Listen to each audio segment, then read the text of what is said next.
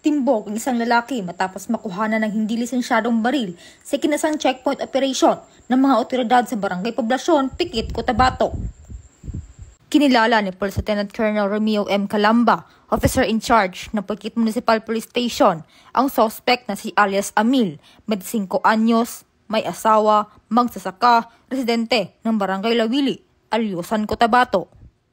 Ayon kay Police Lieutenant Colonel Calamba, habang nagsasagawa ng checkpoint operation ang mga tauhan ng Pikit Municipal Police Station, ay akto nakita mula sa suspect isang unit ng caliber 45 kasama isang magazine at 5 bala nito. Dahil rito, maharap ang suspect sa kasong paglabag sa RA 10591 o Comprehensive Firearms Ammunition Regulation Act.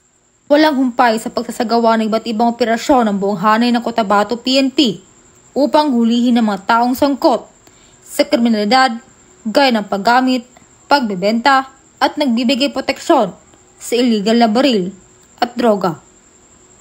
Mula dito sa Rehiyon 12, ako ang iyong PNN correspondent, Patrolwoman Ara Cassandra Concon, alagad ng batas, taga-taguyod ng Balitang Pulis.